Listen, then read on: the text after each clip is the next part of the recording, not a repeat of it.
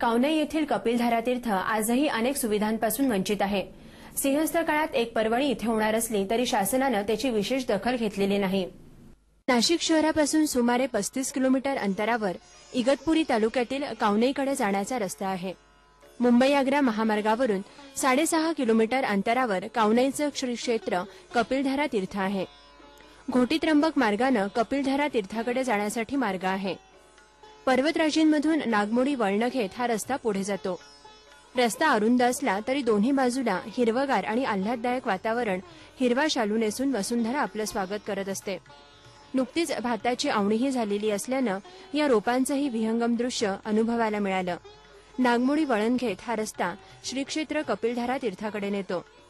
पर्वतराजींच्या कुशीत सामावलेलं कपिलधारा तीर्थाचं शांत आणि प्रसन्न वातावरण प्रत्येकालाच मोहित करणारं आहे। या ठिकाणीच रामाचंही भव्य मंदिर आहे। भाविकांच्या स्वागताकरिता नेहमीच 4 हत्ती सज्ज असतात। मंदिरातील प्रभू रामचंद्र, सीतामाता आणि लक्ष्मणाची मूर्ती 5000 वर्षांपूर्वीची आहे। 30 वर्षांपूर्वी महंत रामनारायणदास फलहारी बाबांनी या श्रीराम मंदिराचा जीर्णोद्धार केला।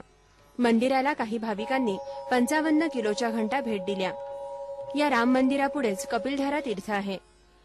या ठिकाणच्या गोमुखातून सतत जलप्रवाह सुरू असतो। मातृऋणातून मुक्त करणाऱ्या या कपिलधारा तीर्थाला 11,32,000 वर्ष झालेत। तेव्हापासून हा जलप्रवाह निरंतर वाहत आहे। निसर्गरम्य आणि प्रसन्न शांत वातावरणात कपिल मुनींनी त्यांची आई देवहूतीला आत्मज्ञानाचा अर्थातच सांख्यशास्त्राचा उपदेश दिला होता। महंत फलहारी बाबांचे शिष्य भरतदास महाराजांनी या तीर्थाची महती सांगितली। वासुदेव नंदन श्री कृष्ण के 24 अवतार माना जाता है। 24 अवतार में एक अवतार कपिल मुनि के नाम पर आता है। तो कपिल मुनि ने माता देवहूति को सांख्यशास्त्र का उपदेश इसी तीर्थ पर दिए थे और उपदेश के द्वारा उनको स्वदेह स्वर्ग को भेज दिए थे। और जब माता देवहूति को उपदेश दे रहे थे तो उसी समय तो देवहूति ने बोले बेटा मेरे को जल चाहिए। तो यहाँ बैठकर तपस्या करने लगे। तपस्या के प्रभाव से इसी जल को प्रकट किए थे और माता देवहूति ने इसी जल को पीकर संतुष्ट हुई, वरदान दी कि इसी जगह पे जो भक्त आकर इसी जल को आचमन करेगा, सेवन करेगा, कुछ जप तप स्वाध्याय किया तो मातृ से मुक्त हो जाएगा। ऐसा वरदान देके स्वदेह शुरू हुई थी। यहाँ से कपिल भवन जाकर गंगा सागर में जल समाधि लिए थे। इसी तीर्थ को 11,32,000 साल हो गया। ऐसा धारा निरंतर बह रहा है। कपिल मुनि के नाम पर इसको कपिल धारा कहा जाता है। 1770 पर्यंत या तीर्थक्षेत्रावरच सिंहस्थ कुंभमेळा होत असे। शैव आणि वैष्णव अशा दोन्ही संप्रदायाचे साधू महंत कपिलधारा तीर्थात स्नान करत होते। परंतु हे प्राचीन कुंड छोटं आणि साधू महंतांची संख्या जास्त, त्यातच मूलभूत सुविधा कमी, त्यामुळे सिंहस्थ कुंभमेळा चक्रतीर्थावर म्हणजेच आजच्या गंगापूर धरणाजवळ भरवण्यात आला। परंतु प्रथम स्नान कोणी करायचं यावरून शैव आणि वैष्णवपंथीय साधूंमध्ये संघर्ष झाला। या संघर्षात जवळपास 1200 साधू मारले गेले। त्याची पेशव्यांनी दखल घेऊन कुंभमेळ्याचे विभाजन केलं। तेव्हापासून शिवभक्त त्र्यंबकला तर रामभक्त साधू महंत रामकुंडावर स्नान करतात। परंतु कुंभमेळ्याचं मूळ स्थान कावनई येथील कपिलधारा तीर्थक्षेत्रच आहे हे माहीत असलेले असंख्य साधू महंत इथे स्नानासाठी आवर्जून येतात। कपिलधारा तीर्थक्षेत्राची शासनाने गंभीरपणे दखल घेतलेली नसली तरी या परिसराचा समृद्ध इतिहास आणि प्रसन्नता टिकवून ठेवण्यासाठी महंत फलहारी बाबांनी विशेष परिश्रम घेतले। फलहारी बाबांनी कपिलधारा तीर्थाच्या दुसऱ्या बाजूला शिवालय उभारलं आहे। ओम नमः शिवायच्या गजरात इथे नेहमीच पूजाविधी सुरू असतो। फलहारी बाबांनी या ठिकाणी एक गोशाळाही सुरू केली आहे।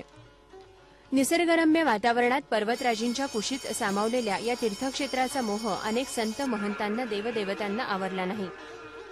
प्रभू रामचंद्र वनवासात असताना शिवशंकरानं याच ठिकाणी रामचंद्रांचं दर्शन घेतलं होतं।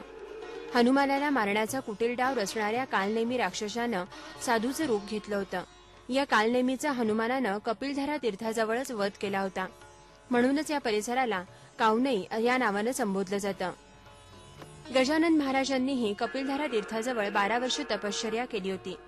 याच ठिकाणी गजानन महाराजांना प्रभू रामचंद्रांनी दर्शन दिलं होतं। इथूनच गजानन महाराज शेगावला गेले आणि समाधी घेतली। सम्राट अशोकाच्या राजवटीत अर्थातच 1800 वर्षांपूर्वी होयांग शॉंग या चिनी अभ्यासिकानं कपिलधारा तीर्थाला भेट दिली होती. होयांग शॉंग याने या तीर्थक्षेत्री सांख्यशास्त्राचा अभ्यास केला. होयांग शॉंगनं मंदिराला एक टोल भेट दिला होता. हा टोल आजही राम मंदिरात उपलब्ध आहे. या टोलच्या एका बाजूनं चिनी समाज जीवनाच्या विविध भावमुद्रा आहेत. रामदास स्वामींनी छत्रपती शिवाजी महाराजांना कपिलधारा तीर्थक्षेत्रीच उपदेश दिला होता. अशा अनेक अद्भुत आणि अद्वितीय घटनांचा समृद्ध इतिहास कपिलधारा तीर्थाचा आहे.